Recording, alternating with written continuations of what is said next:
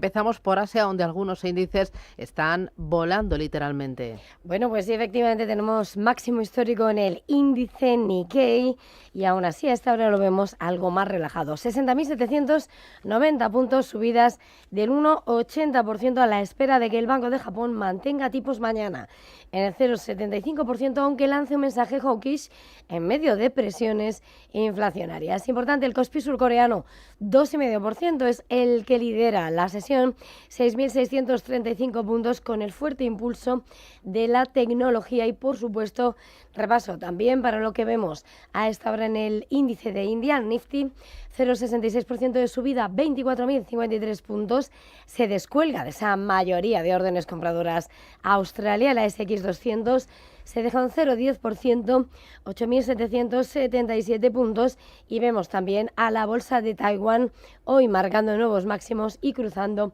ese nivel.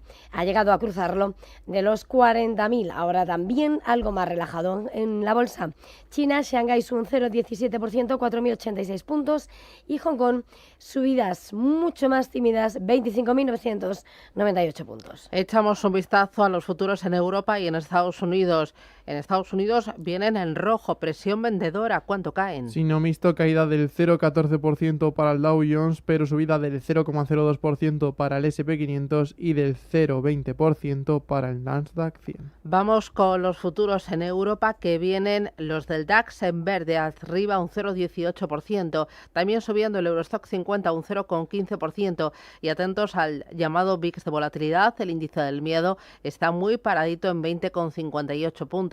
En las criptomonedas, rebote para Bitcoin, $78.086, y sube también Ethereum. En la última semana ha ganado casi un 5%, cotiza a $2.353. Esta es la fotografía, vamos directos al contenido.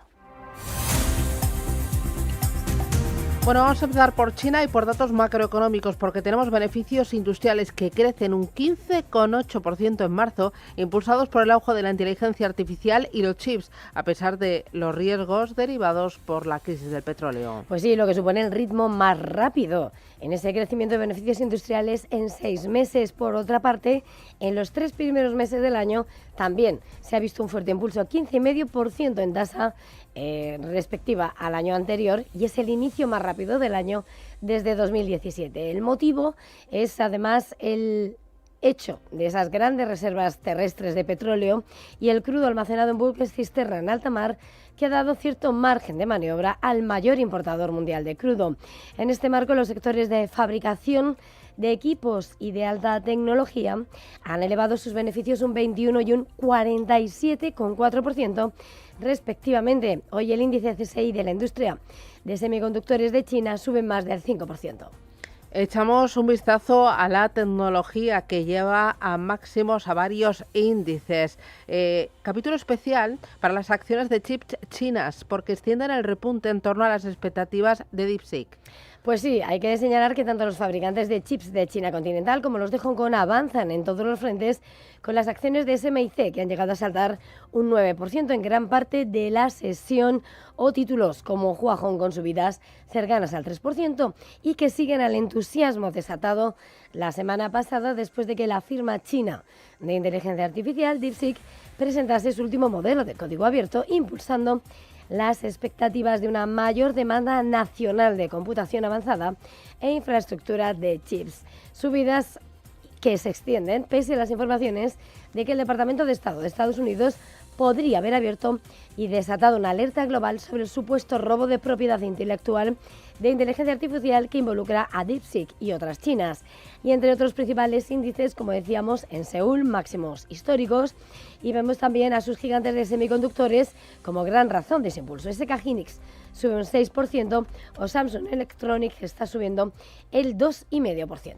Vamos ahora con Tokyo Electron. Rompe con un directivo vinculado a rivales chinos. Lo cuenta Financial Times. Pues sí, el fabricante de equipos para semiconductores Nippon ha cesado su relación con el veterano ejecutivo Ye Chen tras descubrir esos vínculos con vehículos de inversión que respaldaban a una nueva generación de competidores chinos. Subidas en bolsa para Tokyo Electron del 3,5%, en un contexto en el que además un tribunal de Taiwán ha impuesto penas de hasta 10 años de prisión por robo y filtración de secretos comerciales de TSMC, en uno de los casos más notorios vinculados a tecnologías estratégicas, y que también ha sancionado con una multa de 4,78 millones de dólares estadounidenses a la filial local de Tokyo Electron. Bueno, y en la campaña de resultados, Nomura cae con fuerza tras decepcionar con sus beneficios trimestrales. Es efectivamente el mayor broker y banco de inversión de Japón, que se ha dejado casi el 6% hoy en bolsa, en claro contraste con las subidas del índice de Tokio.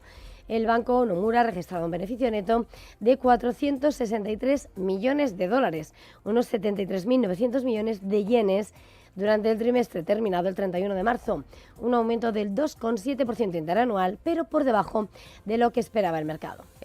Las cuentas son importantes y también son muy destacados los movimientos corporativos. Aquí tenemos las acciones de la mayor farmacéutica de la India, se disparan tras comprar a la norteamericana Organon. Es una operación valorada en 11.750 millones de dólares, incluyendo la deuda. Pues sí, que ha hecho que, pese a ser el comprador, la gigante India Sun Pharmaceutical se haya disparado un 5% en bolsa. Se va a hacer con la compañía con sede en Nueva Jersey, en una operación totalmente en efectivo y en la que se va a hacer con todas las acciones en circulación de Organon a $14 por acción.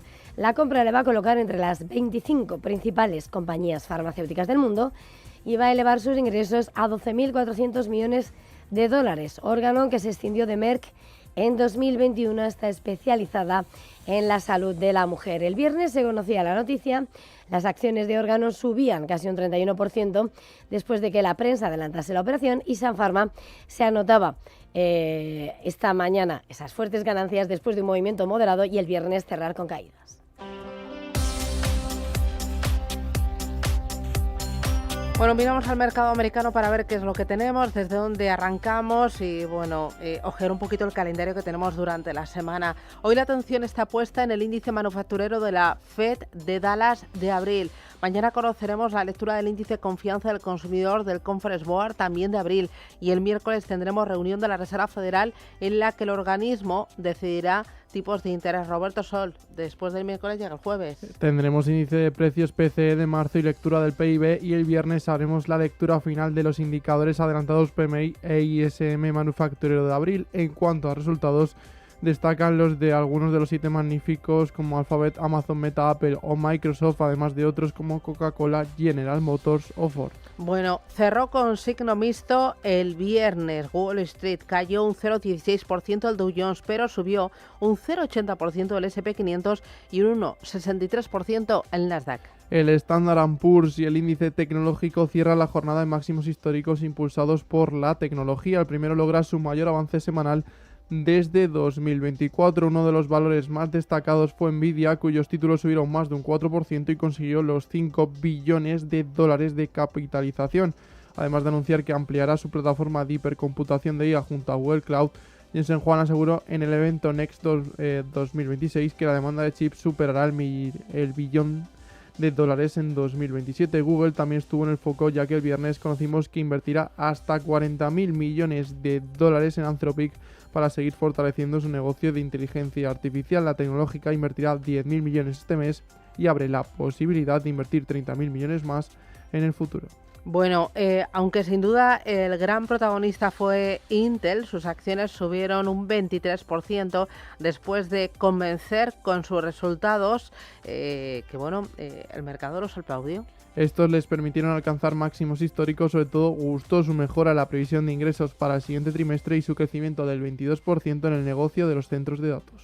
Vamos ahora con, más allá de los nombres propios, pues con el índice de semiconductores de Filadelfia. Los datos también importaron. Encadenó su racha alcista más larga en la historia. 17 jornadas consecutivas con un avance acumulado del 41%. Más allá de las grandes subidas de Nvidia o Intel, destacaron los avances del 14% de AMD, el alza del 11% de Qualcomm o las grandes subidas de otras compañías del sector como Micron o Applied Materials, que subieron más de un 3%. Bueno, el viernes la atención estuvo también puesta en Procter & Gamble. Sus títulos subieron un 1% después de comenzar con sus cuentas. Su beneficio neto entre enero y marzo subió hasta los 3.900 millones, lo que supone un 4% más que en el mismo periodo del año anterior. Sus ingresos en este periodo de 21.200 millones también superan las estimaciones que tenían los analistas. El director financiero de la empresa, Andres Schulten, analizaba el aumento de los costes para la CNBC. Los costes de los insumos son un componente que estamos reflejando en nuestras previsiones, 150 millones solo para un trimestre, que es nuestro último trimestre del ejercicio fiscal y que refleja únicamente los costes de transporte. Muchos de los demás componentes de los costes se reflejarán a través de los costes de la cadena de suministro en un sentido más amplio, en términos de costes de insumos basados en el complejo petrolero, las resinas, los tejidos, no tejidos, etc.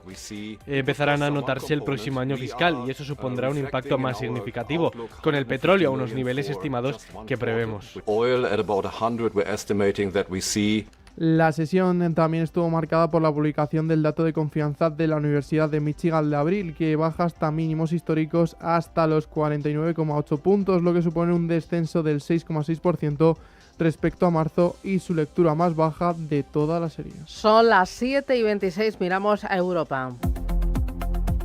Ángeles Lozano, ¿qué tal? Muy buenos días. Muy buenos días a todos. Bueno, ya tenemos un pequeño aperitivo para comenzar la semana. Pues sí, ya tenemos algunos resultados. En España, los de línea directa, beneficio de 23,4 millones de euros.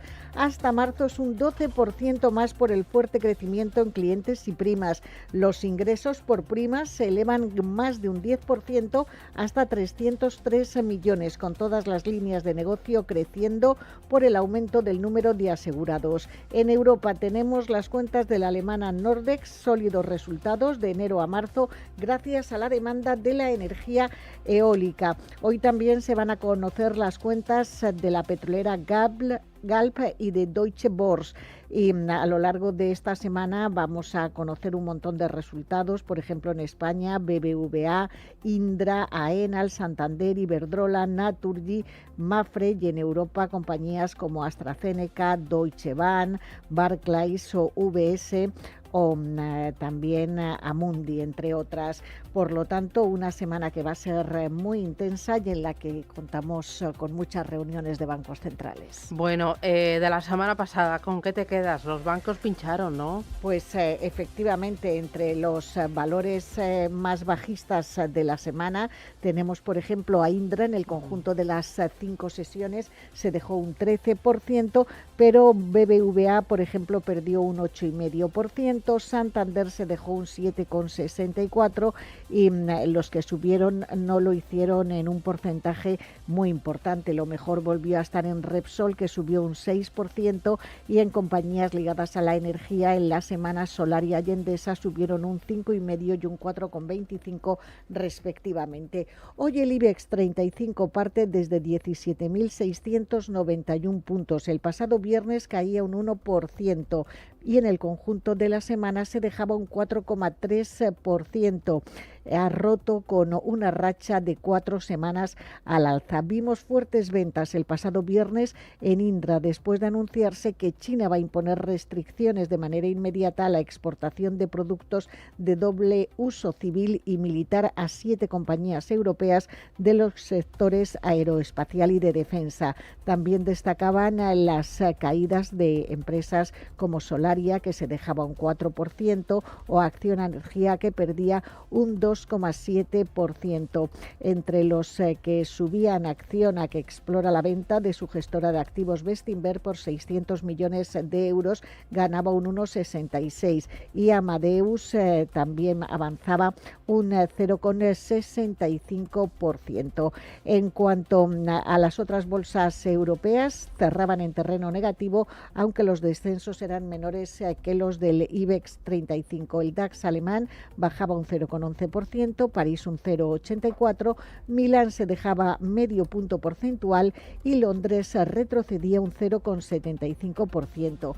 Fue el viernes una sesión de resultados empresariales. Conocimos, por ejemplo, las cuentas de la alemana SAP, que fueron recibidas con subidas del 4,7%. Superó las previsiones de los analistas. Por el contrario, la energética italiana Eni, que cedía un 1,15%, presentó cifras por debajo de lo esperado, aunque eso sí anunciaba que va a duplicar su programa de recompra de acciones. Muy bien, dos cositas más que hay que tener en cuenta: vigilar dividendos. Estos son últimos días para cazar el dividendo de Inditex y también de Santander. Esta semana hay que estar muy atentos a esos próximos pagos, sobre todo estas dos grandes compañías, porque finaliza el plazo para comprar las acciones a los pagos que se realizarán la próxima semana. El de Inditex el 4 de mayo y el del Santander el 5 de mayo. Inditex está rezagada en bolsa este año con un descenso del 6,7%. Ofrece una rentabilidad por dividendo superior al 3,5%. Y luego la entidad presidida por Ana Botín ha subido un 125% en 2025. Desde enero es el mejor de los bancos, con un avance del 1,27%. Y atentos porque presenta resultados el próximo 30 de abril. Ojo, porque también presentarán resultados en los próximos días AENA y Cirsa el 4 de mayo. Hay que estar estos días muy pendientes de ese pago. Y también vigilar pues la posición de las grandes gestoras internacionales en la renta variable española. BlackRock, que es la mayor gestora de fondos de inversión del mundo, declara haber participado o tener participaciones superiores al 1% en una veintena de compañías del IBEX 35. La suma de todas es de 41.300 millones de euros. Es el segundo mayor inversor en empresas cotizadas, por detrás de Amancio Ortega y por delante del Estado y del holding empresarial Criteria.